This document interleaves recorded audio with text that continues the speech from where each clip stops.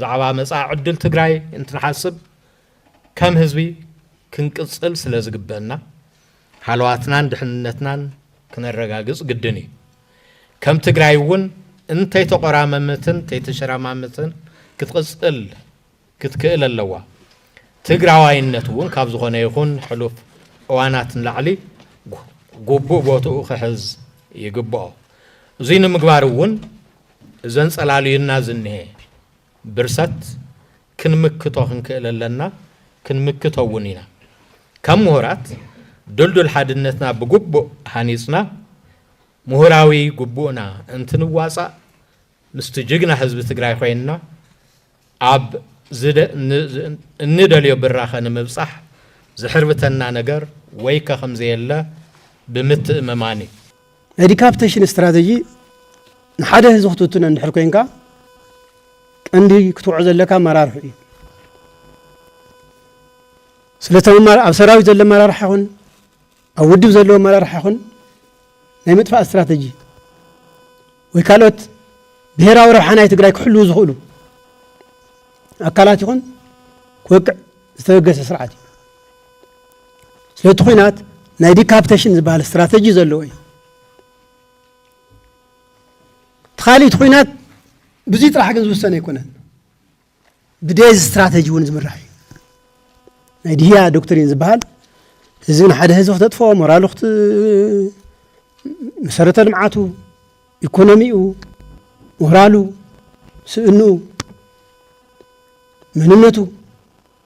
كل نقطة تفز قبر دحرة 2006 عام تمرت استأتات استراتيجية دي استراتيجي أو ديها استراتيجي بعد صلاتنا قد وزلوا سرعات نمفراس راح تيكونس حزب تجراي نمدفع قد وزلوا هاي دفعت استراتيجي من كان يدلي تحدي حزب تجراي ناي ديمقراطي حتى انت اليوم بعلو خافت ناي تجراي إليت كافتنا هي تجراي هزبي عوش تجراي وقل زلو يخوج زلو كعالم زوسله تمكر خوسد يخلي غموغس يخون زلو اورغانيك يخون زلو كاوزي كاو تجراي نز تجرايس حوات حزب زخد زله منقد زيو وكان احنا حيزنا نخد زلنا منقد زيو سلازي بز منقد زيو اي تجراي نقدمت كتكيد تخلي لك حسام مقرا مارس حسام مقرا بوليس مقرا مكا صقاي نسيت تجراي يكون هز تجراي يكون سلازي يوم ما أخذ زجارة يخون ذلوا أوش تجراي جن كاسماين تحت خمرة العلي حتى تحت كل علو تجراي زلوا لي حساب ما نقدر متخيل من قاري اللي تيليت درايفينج فورس بحال تيليتي سلازي أبيهرا وروحه نحدا أراد هذا أحمد سخل له أنا يلم عت من قد خفال عليه خلي ناي بوليتيكا بروغرامو ناي ايكونومي بروغرامو ناي وصا غداي بروغرام كفلاله نخلينا لا علاوነት ትግራይን አመጻ ዕድል ትግራይን ግን እንት አው መጻ ዕድል ትግራይ ምርጋጽ ለማ ናይ ህዝብ ወሳነት አክሰፕት ምግባርን ግን ፈላላይ ክልውና ይወል ስለዚህ ከረጋገዝ ኸልቃት ተማህረ ትግራይ ሁሉን ቅድም ሁሉን ተሐቀኛ አብደገን አውስ ትግራይን ዘሎ ኢሊት ትግራይን ህዝብ ትግራይን እንኩሱን ዘሎ ተሐቀኛ ብሔርተኛ ዝባል أبيتم أوان تجراوي كوينات واللي عزي فلتسي تجراوي كوينات صحتار غير كام قرابة له زي بحبارك إنك أنا سألنا تمالون بقى تمالون لو مون تجراوي زوال عقينات يلان حدا كلا بحبارك إنك أنا سألنا نهمنا زجبرك ألسي وردة تيكونن نهمنا خايتك ألس زجبر بروباغندا خانيو هاجراتكو نهلونا أنا نلمعتنا ينلق على أساس اللوا العدنا قن نهلونا خم كاسكاس وردتنيا زسفح فحز اللؤيو سلت على أساس أكل كاس لست قد الكاس دراسو سلز خون كاس كتنا صح مو نهلونا استجبر أنتن زي بحبر كنك على شيء بقنا خير رمز قبوا قدرك قدم بتاريخ كم زفلتو ينكح يودوا يتعاطى حكيز بحالي رقدم لو تمزي أرنسا لو تمزي حكيدو سبته مساسا لو تجراي أوش عدي هاللو وتاي تجراي كنا كحلو خنا تقردا خفلت خللو ساينس أو زمان من قد تنتينو بتفعل صحفات بناقش صحفات بتقرني أخو بتفعل الحبس بزوج صحفات ده تصحف قرر خللو نازبي نهزبي صفينا نقعد مع الكبر خللو ሰፊሕ ናይ ልሂቅ ናይ ንቕሓት ስራሕቲ ክስርሑ ከለዎም ንቕሓት ዝጎደና ዘሎ ንቕሓት ስለ ዝጎደና እዩ ባዕልና ንባዕልና ንበላዕ ዘለና ምባል ይከኣል እዩ ስለዚ ኣብ ውሽጥና ነቲ ነገር ከመይ ንጥምቶ ንኣብነት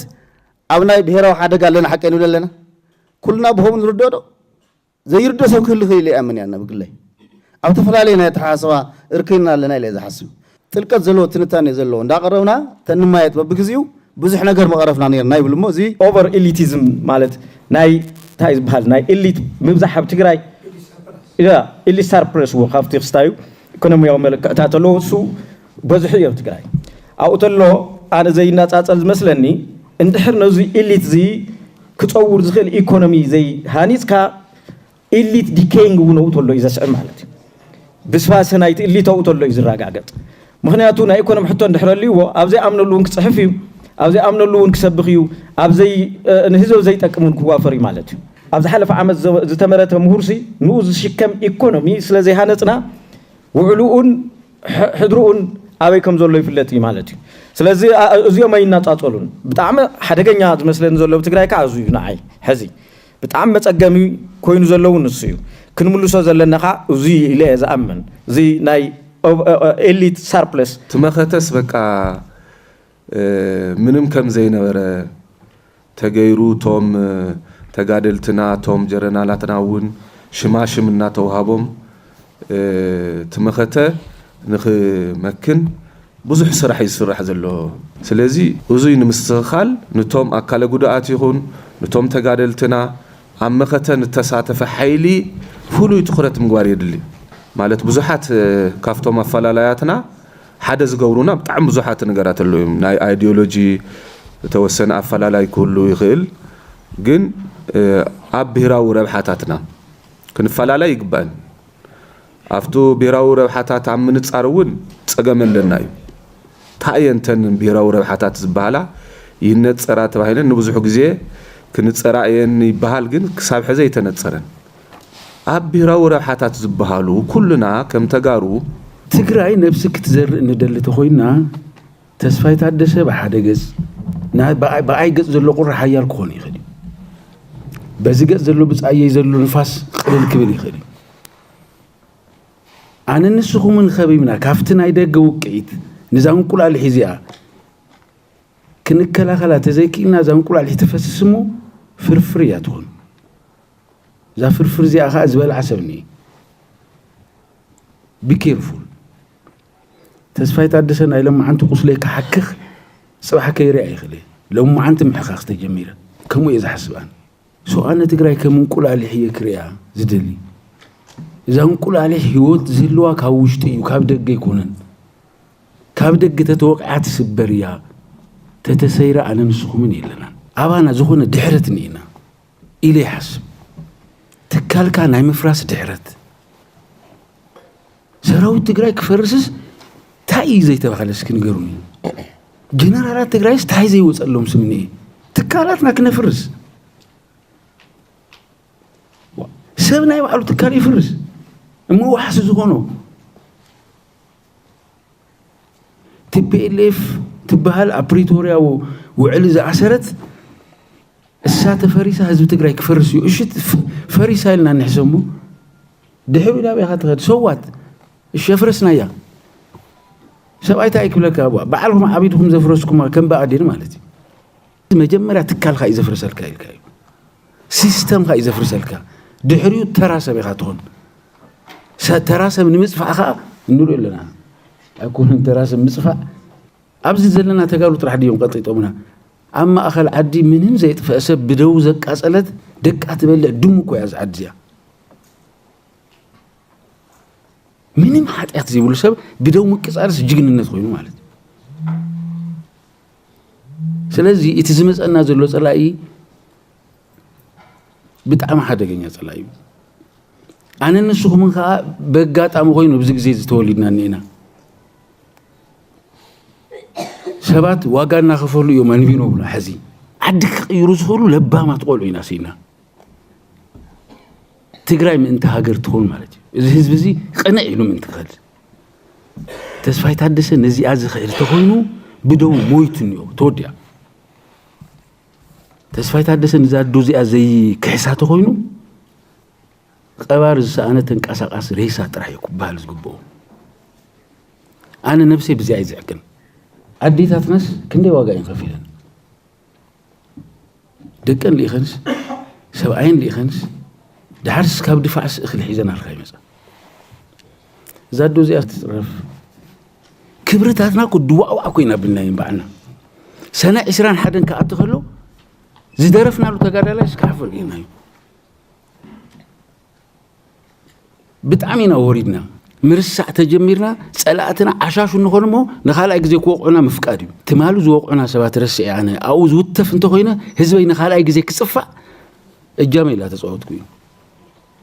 ተስፋይ ታደሰ ክዕረ ኣሎ ኣሰላልፋና ክንዕረ ኣለና በቃ ክንፈል ኣለና ካብኡ ቀፂሉ ብሄራዊ ረብሓታት እውን ዘይደራደር ማሕበረሰብ ክንፈጥር ኣለና ተኻሊእ ብተደጋጋሚ ዝጥቀስ ምናልባት ከም ምሁራን እውን ብደንብ ክረአ ዘሎ ብቐሊሉ ክሕለፍ ዘይግብኦ እቲ ብሄራዊ ሓድነት ዝበሃል እዩ ብሄራዊ ሓድነት ኩሉ እዩ ዝዛረበሉ ኩሉ እዩ ዘቕምጦ ከም መፍትሒ ጌርና እውን ቁፅሪ ሓደ ነቕምጦ ኩሉ ግዜ እቲ ብሄራዊ ሓድነት ዝብል እዩ ኣይ ቲንክ እዚ ከም ኮንሴፕት ወሲድና እውን ብዙሓት መፅሓፍቲ እውን ዝወፀሉ እዩ ካብ ናይ ታሪክ ህዝቢ ትግራይና ተበገስና እውን ብሄራዊ ሓድነት እንታይ ማለት እዩ ዝብል ብደንብ ምርኣይ ከድልየና እዩ ዝብል እምነት እዩ ዘለኒ ሓድነት ክበሃል ከሎ እውን ሓድነት ንትግራይ ማለት እዩ እቲ ኮንቴክስት እውን ክንስሕቶ ዘለና ይመስለንን ናብ ሕምባሻ ብዝቕየር መልክዑ እውን እናተንተና ብቐፃሊ እናረአናዮ እንኸይድ ኮይኑ ከም ቁልፊ መፍትሒ ጌርና ግን ኣብዚ እውን ክንዓስል ዘለና ኣብዚ ዘለው ድኽመታት እውን ምፍታሽ ከድልየና እዩ ዝብል እምነት እዩ ዘለኒ ትግራዋይ ብሄርተኝነት ምስካፈ የድልየና እንደርሕ እዚ ብሄርተኛ ምዃን ደሊና ገልመለ ኣይኮነን ብሄራዊ ረብሓና ነረጋግፀሉ ለዛም ዘላቕ ብዝኾነ መንገዲ ነረጋግፀሉ መንገዲ ስለ ዝኾነ ናብ ሓደ ዝእክበና መንገዲ ስለ ዝኾነ